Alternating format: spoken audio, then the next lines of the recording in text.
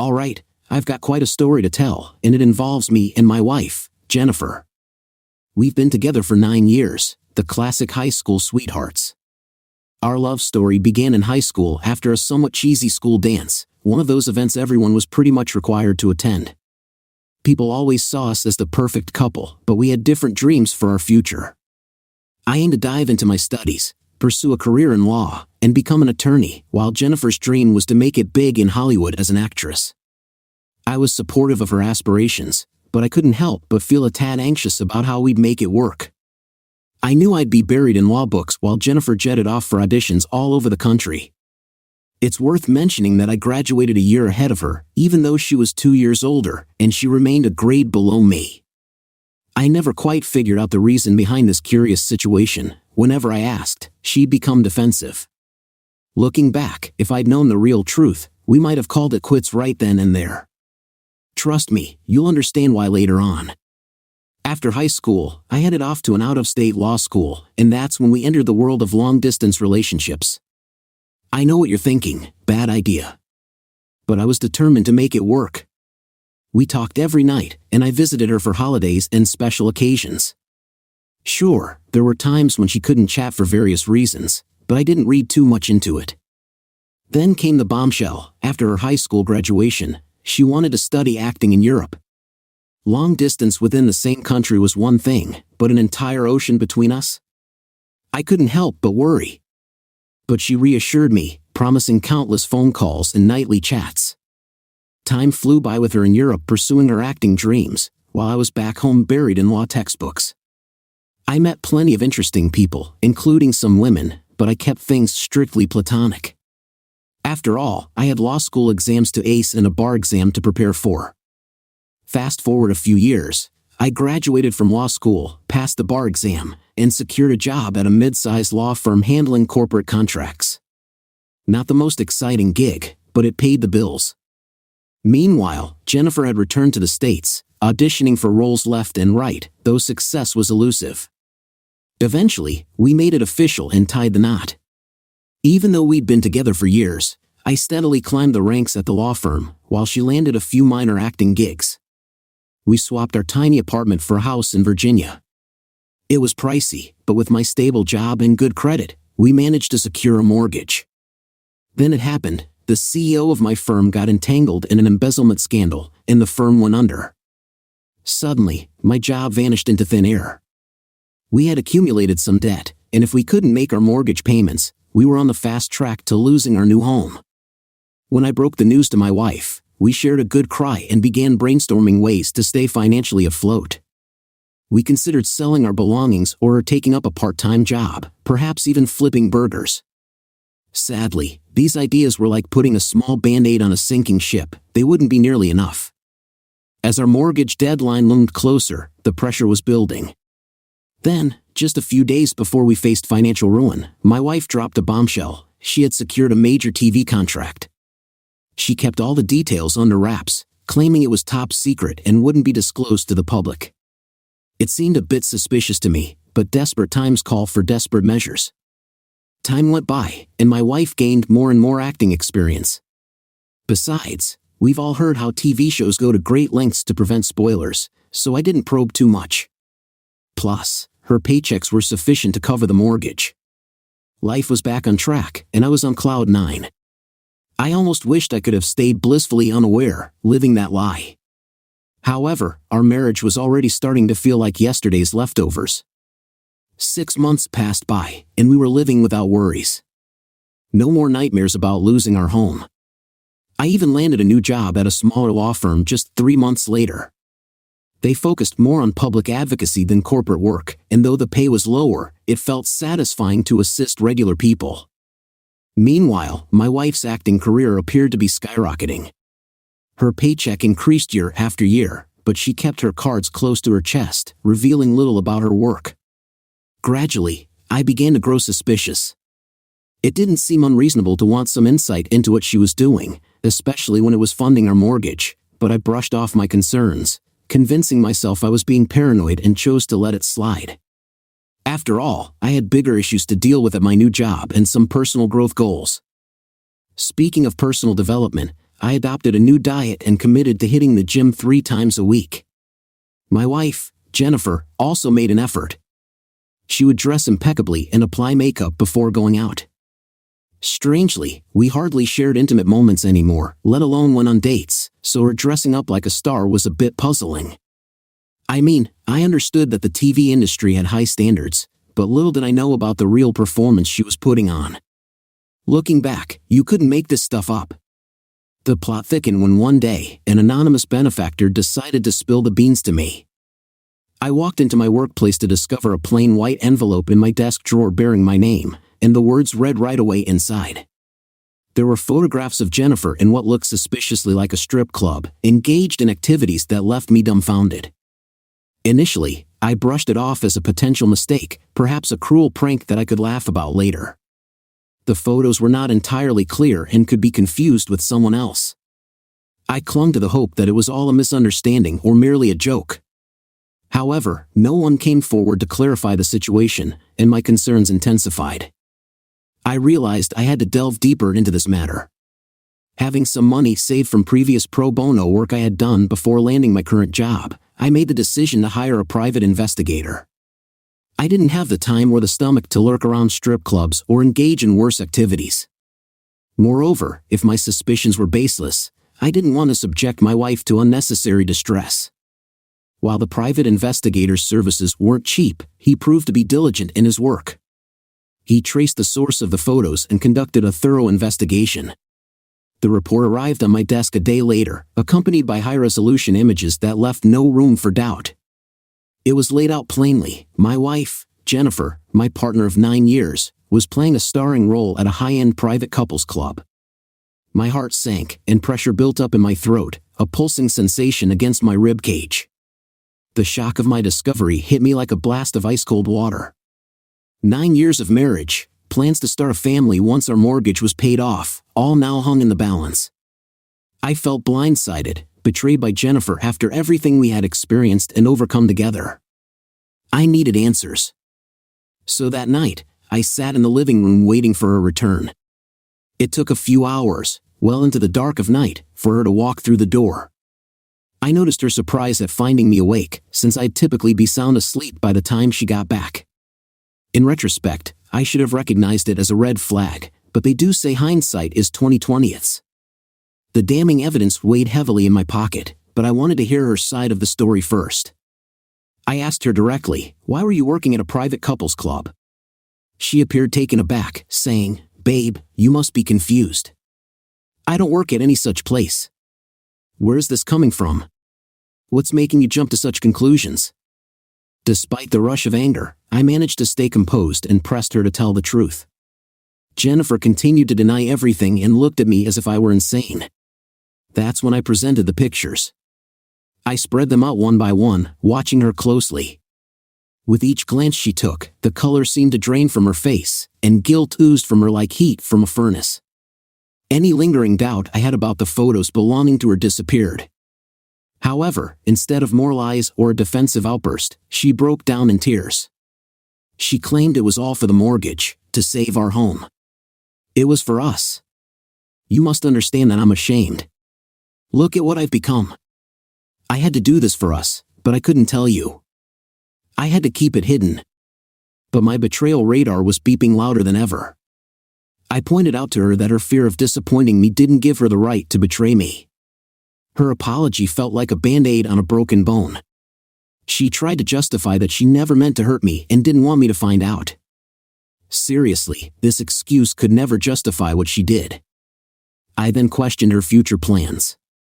After all, I'd secured a new job a few months ago, and she could have quit then. We could have managed the mortgage without her nighttime escapades. She appeared at a loss for words, and frankly, I didn't need to hear any more. Suddenly, everything began to click into place, the designer labels hanging on the coat racks, the expensive decor around our home, her 1,000 clothes. How could I have been so blind? The realization hit me like a punch in the gut. Jennifer was no longer the humble actress, she had become a highly paid symbol of sensuality. One last question lingered in the air: did you enjoy it? The money, the fame, all of it? She remained silent, and the silence felt like an endless chasm to me. Finally, she asked, "What do you want me to do? Do you want me to quit?" At this point, I was fighting back tears. How could I trust her? We stood there in silence like two statues in a crumbling monument of marriage, hoping for a miracle. My life felt like a cheesy joke. Then she broke the silence, pleading for a second chance and vowing to quit the next day. I wish I could have remained cold and kicked her out. I'm sorry to say this, but it's the truth. I should have refused. It would have been the right thing to do, and I came really close to doing it. But I couldn't bring myself to say the word divorce. It felt like I couldn't, given how intertwined our lives had become. Instead, I reluctantly agreed. I decided to give her a second chance. The following day, despite her objections, I went with her to the club to verify that she was truly quitting. There, I witnessed my wife confronting her boss. My fists clenched as I watched his smug expression. After this emotionally draining experience, we left the place together. I chose to take a week off from work to reconnect with my wife. We tried to relive our teenage days, reminiscing about the sweet nothings, the playful pranks, and the laughter. It felt nostalgic, and for a brief moment, I genuinely believed we could mend our relationship. It might sound strange, but my wife's former job at the private couples club had actually saved our house. It was a tough pill for me to swallow, given that I had always been the primary breadwinner. Nevertheless, she had quit right in front of me, and we now had more time to spend together. Another week passed, and she began applying for new jobs. Around the same time, my law firm assigned me to handle a $1 million lawsuit in Indiana. The prospect of going long distance again made me anxious. However, my wife's reassurances gave me the courage to accept the job. At the airport, we bid each other a passionate farewell, filled with promises, hugs, and kisses. As I departed, a mix of excitement for my new role and anxiety about trusting Jennifer once more overwhelmed me. So there I was, trying to trust my wife to remain faithful while I was away or decide to end our marriage. I chose to trust her, even though some might judge me for it. Nevertheless, just when things were starting to improve, Murphy's Law struck once more. The universe seemed determined to test me further. My weakness had been exposed, indicating that I wasn't yet prepared to be strong. And my life took an unexpected turn as a result. The initial weeks at my new job showed promise. I was defending troubled teenagers on the verge of juvenile detention, which was the fulfilling work I'd been searching for. Despite my busy schedule, I made it a point to call my wife every evening. However, after a few weeks, I noticed a change. There were times when she wasn't available or she didn't answer my calls. She had her explanations, like job hunting and errands, which I accepted without question. Then one day at work, I received a mysterious text message. It was from the anonymous person who had originally alerted me to Jennifer's secret life. The message stirred up a familiar sense of unease, and my heart began to race once more. I promptly responded and arranged a meeting at a local restaurant for the following Tuesday. The week leading up to the meeting felt like an eternity, but Tuesday eventually arrived. I finished work by 5 p.m. and drove to the restaurant. I arrived a bit early, ordered the first thing I saw on the menu, and settled into my seat. To be honest, I wasn't really interested in the food. My entire focus was on the mysterious guest who was about to disrupt my life once again. Around 6 p.m., an elegant woman entered the restaurant. Somehow, I instinctively knew she was the person I had been expecting. As she approached my table, she introduced herself. "I'm Nancy, and you must be Jessica's husband, right?" "Yes," I replied, my interest sparked.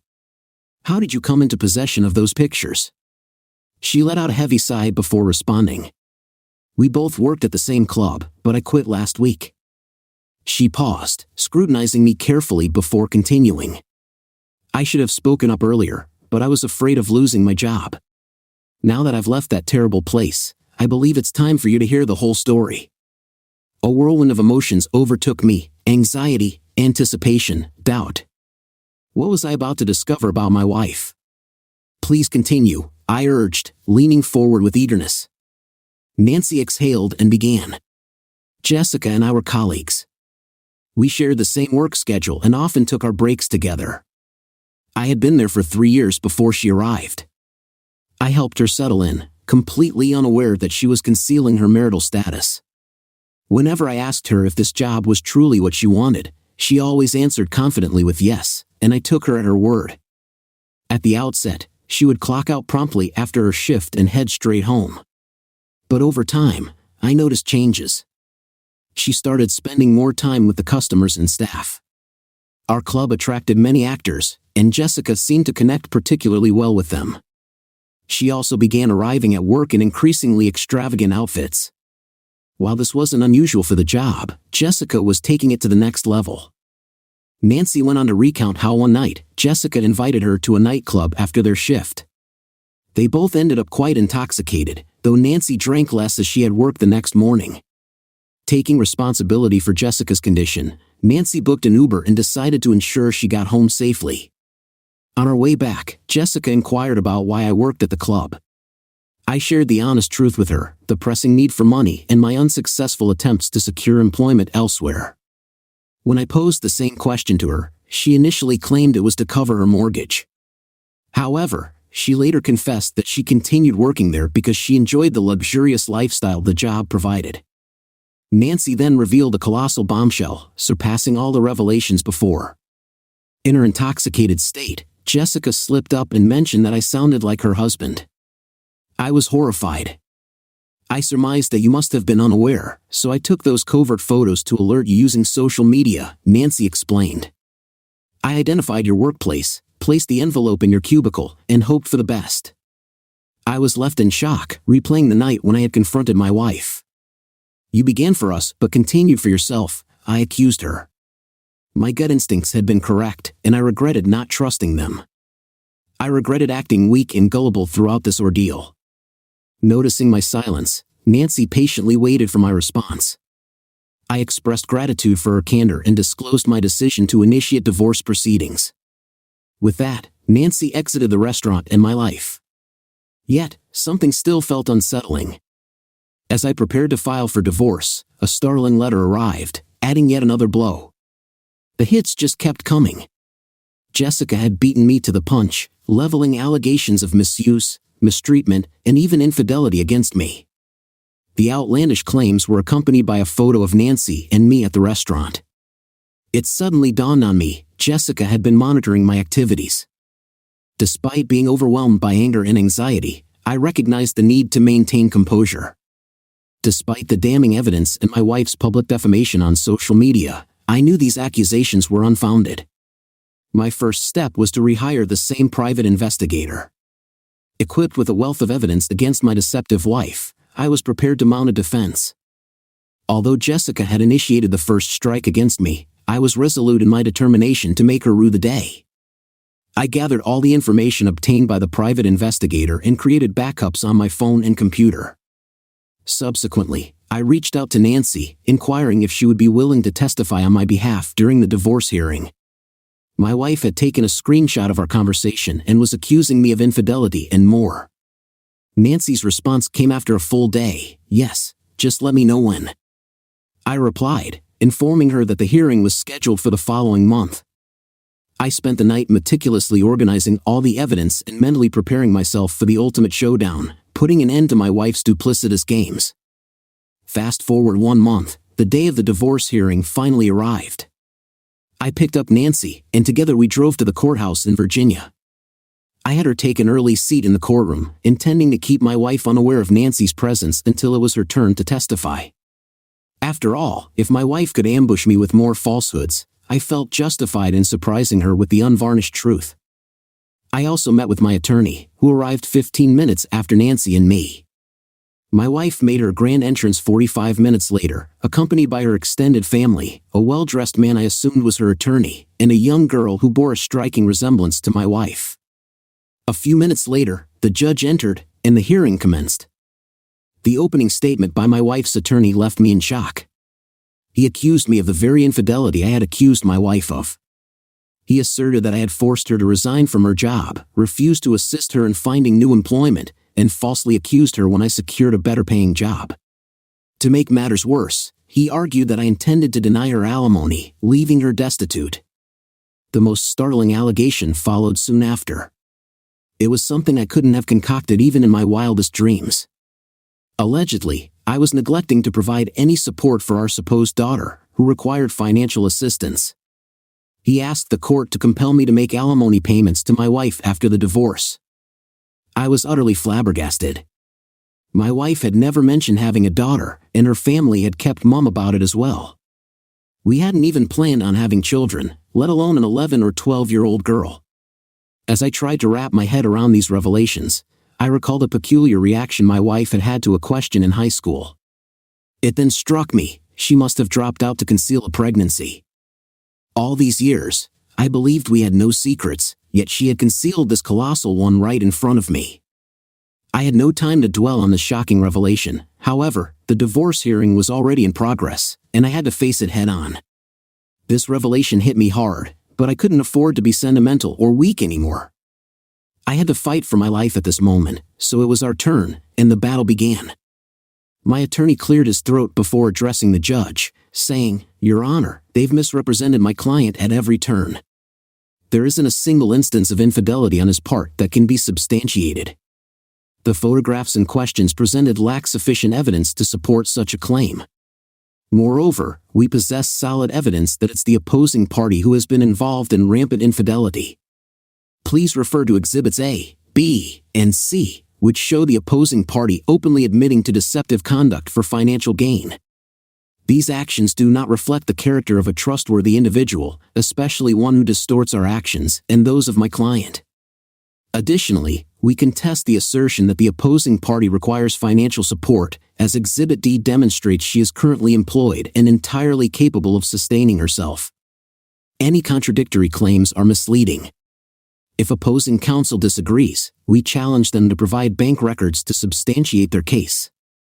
My attorney took a pause before wrapping up, stating, "My client has been deceived and misled, and now he seeks to extricate himself from this web of falsehoods without suffering financial losses. We believe the court will see this as a reasonable request." The judge took a moment to deliberate, then proceeded to examine the evidence. The final exhibit, Exhibit D, had been meticulously gathered by my private investigator. It provided undeniable proof that my wife was still gainfully employed. As the courtroom viewed the evidence, her face visibly lost color. The photograph clearly depicted her working at a private couples club just a week prior, adorned in luxurious clothing and jewelry. Her attorney seemed bewildered, while her family appeared astonished. I couldn't help but feel a sense of triumph as her elaborate scheme unraveled before everyone's eyes. Throughout this entire ordeal, I had borne the brunt of the blows, and they just kept coming. Granted, I shared the responsibility when I granted her a second chance and chose the path of weakness. But now, I had no remorse, and it was my turn to counterattack. Then came the ultimate bombshell. When my attorney summoned Nancy to the witness stand, as Nancy stood up, my wife turned even paler, and I couldn't contain my satisfaction.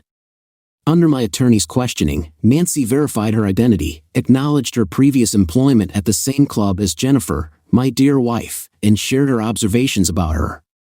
Nancy revealed how Jennifer flaunted her wealth and confessed to deceiving her husband while inebriated. When my attorney questioned Nancy about a photograph featuring both her and me, she clarified that she had approached me to disclose Jennifer's infidelity and had no reason to be afraid since she had resigned from her job at the club. She emphasized that the photograph didn't serve as evidence of any wrongdoing on my part, and to solidify this, she provided an audio recording of our conversation. As the recording played, my wife's expression soured further. She must have assumed I hadn't recorded anything, and without it, I might have fallen victim to her deception. However, the unfiltered truth was now exposed for everyone to hear, leaving her with no defense. After the recording was submitted as evidence, the judge turned to my wife and her attorney with a stern demeanor. Both parties have presented their cases and arguments concerning alimony. If there are any additional statements you wish to make, please do so before I deliver my verdict. I anticipated an emotional outburst from my wife, but she remained silent, her face buried in her hands. Even her family and her attorney regarded her with disappointment and disdain. The courtroom descended into silence before the judge addressed us once more.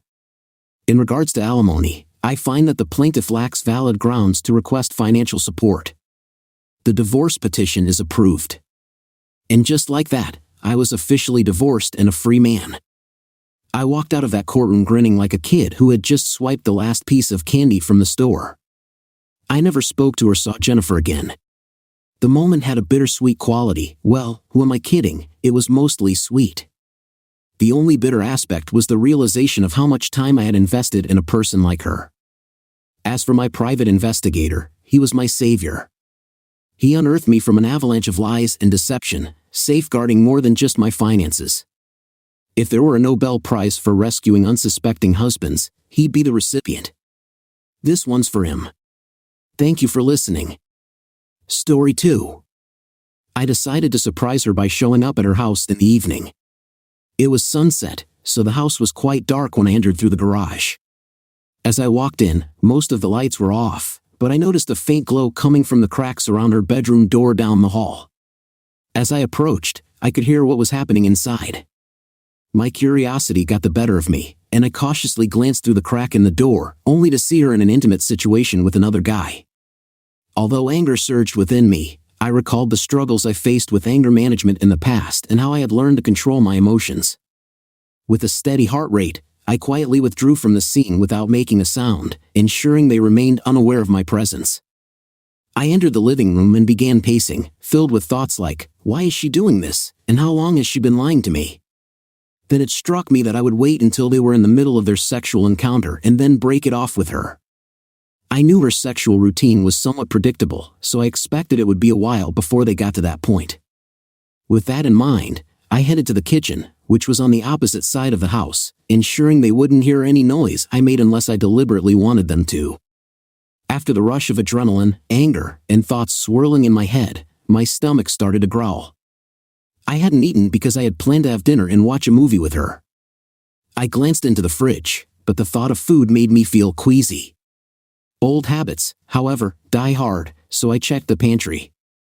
Spotting a box of popcorn, I thought, why not? Popcorn seemed like a stomach-settling option with its buttery, salty goodness. I grabbed a bag, placed it in the microwave, and fortunately, she had one of those newer, quieter models. The only loud part was the latch on the door, so I carefully opened it to avoid making a noise. I cooked the popcorn, shook the bag, added some white cheddar seasoning, and shook it some more. Finally, I poured it into a bowl and continued to shake it a bit. I paused for a moment to listen for any sounds coming from her room, and sure enough, they hadn't stopped their activities, so they remained oblivious to my presence. About a minute later, I walked into the living room, grabbed a few bites of popcorn, and then I heard the awaited sound of the bed squeaking, indicating a shift in weight toward the center of the bed. It was clear someone was riding the other person, and then it hit me. Perfect, I thought. I know what to do. I mentioned earlier that her sexual routine was quite predictable. Well, I knew her physical cues well enough to time her noise. She wasn't exactly a screamer, but she could get loud. She also had insecurities, so she preferred to keep the lights off. When I glanced down the hall, I confirmed there was no light seeping through the bottom of the bedroom door, so I began timing it. I listened to the rhythm of her moans and the squeaks of the bed. I aimed to open the door in the middle of one of her moans so they wouldn't hear the latch. Peering in, I saw she was riding him vigorously, facing the headboard, which meant her back was to the door. I carefully backed out, checked the hall to see that the lights were still off, and then I opened the door once more, timed to coincide with one of her moans. I stepped inside quietly, with her obstructing his line of sight to the door. I settled into a desk chair she had near the door and started munching on my popcorn. It took a minute for the aroma of the popcorn to fill the room. She stopped, turned on the nightstand light, and faced me. They saw me sitting there, one foot crossed over my knee, bowl of popcorn in hand, nodding my head. I said, "Don't stop because of me.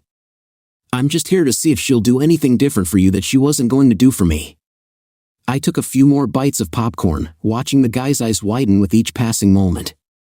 Her face turned red with shame. Then, after finishing a bite of popcorn, I added, "Looks like she's doing the same thing she did to me last night." Quite entertaining from this angle.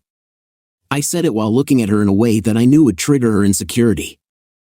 I got up, left the bowl of popcorn in the chair, closed the bedroom door, gathered the few things of mine I had left at her place, and walked out.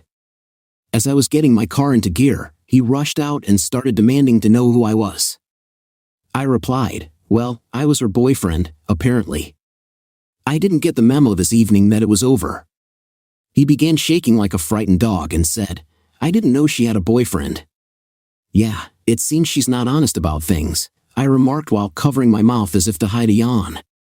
A few hours later, she sent me texts ranging from apologies to blaming me, then apologizing again, claiming it was a mistake and that the other guy meant nothing. She later shifted the blame back to me, saying it wouldn't have happened if I hadn't expected to see you tonight. After that, I blocked her number.